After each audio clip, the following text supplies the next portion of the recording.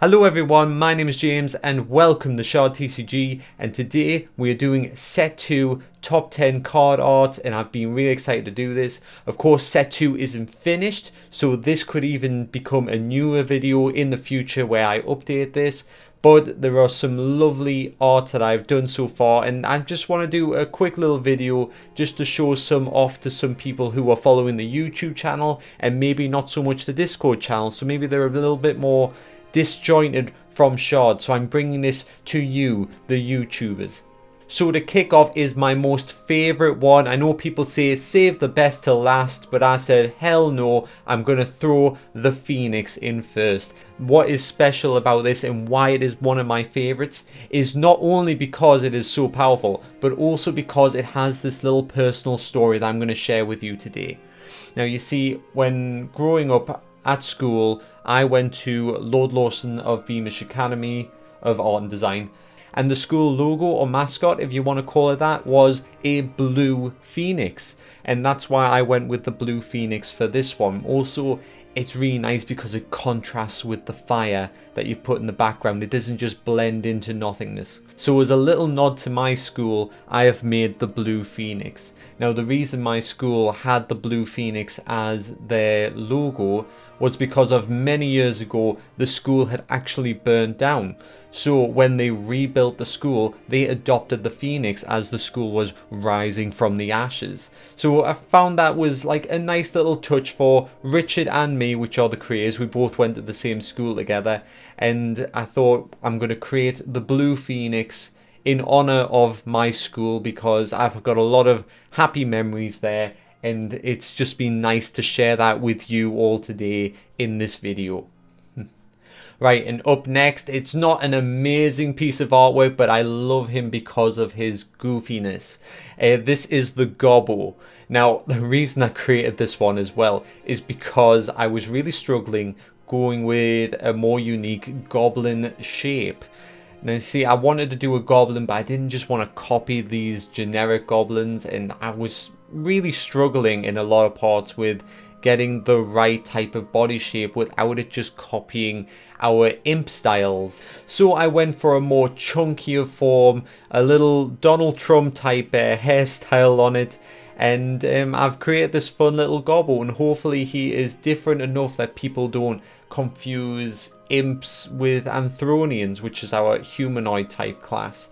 Yes, he is like small and green and stuff like that, but the imps aren't exclusively green, so we've got that little bit of variation, and I absolutely loved how he came out. So this is a bit of a two-parter. Spoilers for the next one, but we have the spell card Fang of the Draconax, and if you're familiar with set 1 of Shard, you will know the Draconax is the front cover of the booster pack and is one of the big mighty creatures of set 1. So here is the Draconax's Fang right here, and here's the Gobble holding it, so it gives you an idea of the size difference. It's crazy.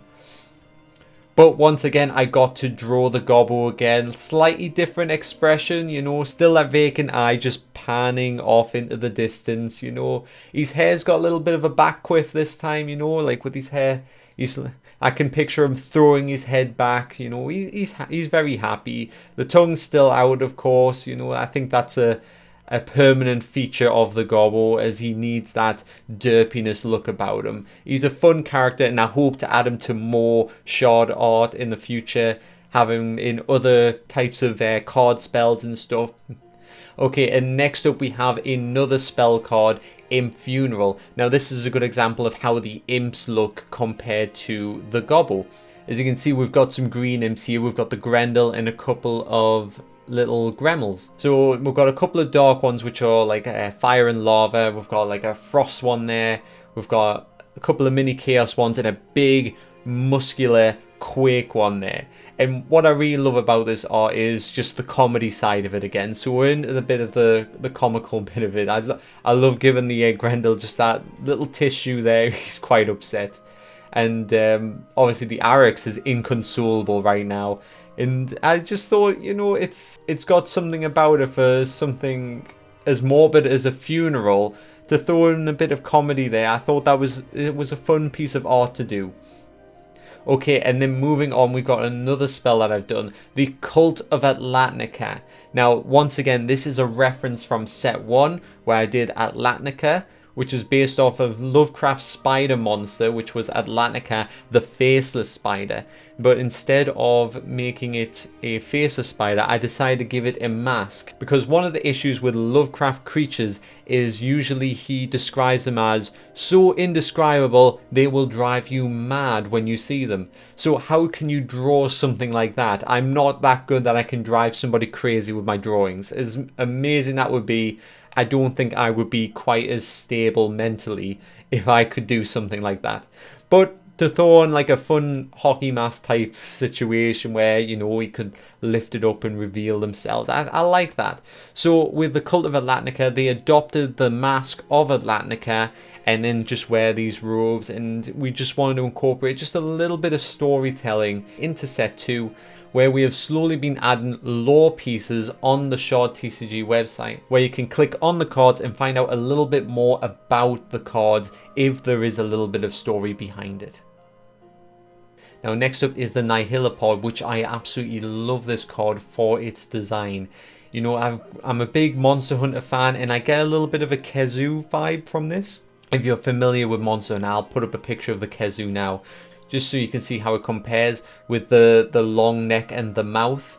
But beyond that, it is very much its own creature still. I wanted to do something different with aberrations where they weren't just all floating creatures, because I started to notice that it became very easy to create aberrations that were strange amalgamation of body parts that were just floating in the air. So I wanted to do something that would actually walk for once, but I thought, well, what's typical not to walk on, and it's your hands. So I went with something a little bit obscure, a little bit freaky, and I love the void theme of pale skin. I like to think of the void as void of light, so you get these more vampiric looking creatures from that. And I think the Nihilipod, as simple as its design is, you know, it doesn't have like a crazy amount going on with it. It still has this nice unique flair. Like sometimes less is more, and I just love the Nihilipod for what it is, and honestly I couldn't change a thing about it without thinking that I would ruin it. Okay, next up we have a spell that I concocted a long time ago, and it was called Coffin Breath. The idea of having this like poisonous breath that you could use to immobilize your victims. And I thought that would make a really fun spell. I remember when I told Richard about this a good few years ago, he started adding it to his RP server. People could use the Coffin Breath spell, and I thought that was amazing that people actually wanted to use like those ideas that I came up with. So I came up with this this horrible like sickly figure, and he's like spewing out this poisonous coffin breath. And the one little change that I eventually made to it was Ziri suggested, how about put a little earring in him, you know, give him a little bit more character. So I thought, you know what, that doesn't take too long to do. So I add a little earring to him, because I don't think I add too much jewelry to the figures in Shard TCG. So maybe we should start creating some more glamorous type figures. You know, a little bit of bling can go a long way. And once again, if you go on the Shard TCG website, you can look up Coffin Breath, and I know that I've added some lore about the Coffin Breath, making the spell a disease that actually runs through the lower class people in cities. So I thought that was like a nice little touch. I think there's a bit more detail on the website if you want to read more about that.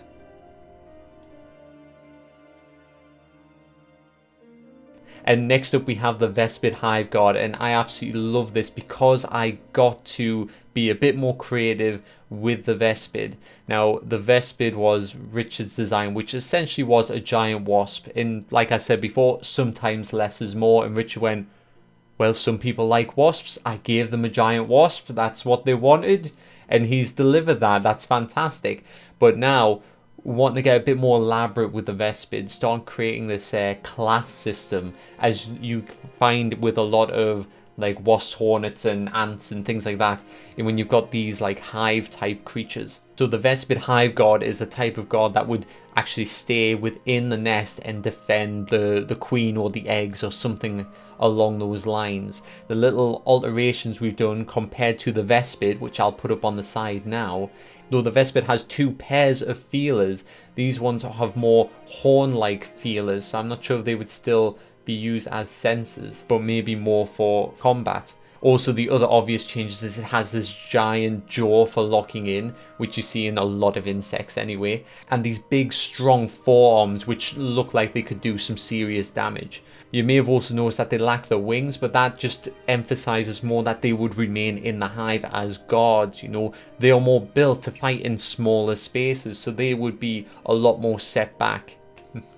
Okay, next up is the Bracken Marrow, and I don't think I need to tell you because this is my top 10, but I really enjoy this card, as you can imagine. Now, we were wanting to add more arbor type creatures which were more arbor, like more wooden or tree like, so we went with the Bracken Marrow. So he's not just a regular like plant where they're like luscious green. This is bark, this is bracken, this is, you know, sturdy. This is a sturdy plant. That's why it's got like a 6 health on it anyway. Now, for this creature, I thought it was really cool concept to just have a lot of like winding vines, but like bark type hard vines. And another little touch that I added that I got from Nightmare Before Christmas is you've got like these jagged vines at the bottom here where they don't just curve all nice and neat. They're very stop and start, and they have like these sharp angles even though they are curved still. Okay, and number 10 on our list is the Writher. Now, the Writher was a really fun concept of the idea of like a Naga that was like all wrapped up in like mummified in bandages, but then I wanted to add those extra arms to it as well, because I had this vision of this multicaster where obviously if you have extra hands you can start enchanting multiple spells at once, and I thought that was just a really cool concept for a creature. And the idea of it being called a Writher is because it would just be like always like tossing and turning. You can imagine it having like a lot of movement. Of course, with it being snake-like, it would be very squirmy, very fast-moving, and a lot of casting. So the name seemed very appropriate to what I was trying to create with the Writher. So we've got some phase-type magic in its top left hand, and we've got some like ether-type like scriptures being written out with its top right hand, and in its other 2 hands is powering up some sort of like ether or light type spell in the middle there, and it's all come together very nice. There's a lot going on in this card. And another fun little fact about the Writher is when I first started designing this card, it wasn't supposed to be the Writher. It was supposed to be a worm card. If you zoom in on its face right there, I was drawing the teeth. I was starting out with drawing the teeth. I was starting to give it this rotten like flesh texture that was going to go through the jaw. And then as I did more of it, it started to look like bandages. So I went, oh, hang on then. So I bandaged it up instead and went, that's a really cool like dinosaur like head, and I thought, okay, let's go with this. I wanted to do the Writher, I've got the head now, so let's just go and do the rest. And then it just went from there. So on that day I didn't have the plan of making the Writher, but I am so happy it turned out this way. Sometimes you get these lovely accidents, and this is one of them, and it really made my day. Okay, and lastly, I do have a little bonus one, and the reason it's not in the top 10 is because it is not in set 2 of Shard TCG, it is in the demon set of Shard TCG. And this is Malefic Harvest, and I love this because it shows that you can be gory without the blood and guts, if you know what I mean. You know, I've emphasized the stretch skin on this Malefic Harvest. Here we've got like a demon pulling open his chest, you've got like the broken bones, and then you've got a soul shard inside, which obviously we use as currency to spawn new creatures. So I just wanted to add this because I think it's a really nice piece of art, but it might have got overlooked just being in a smaller subset.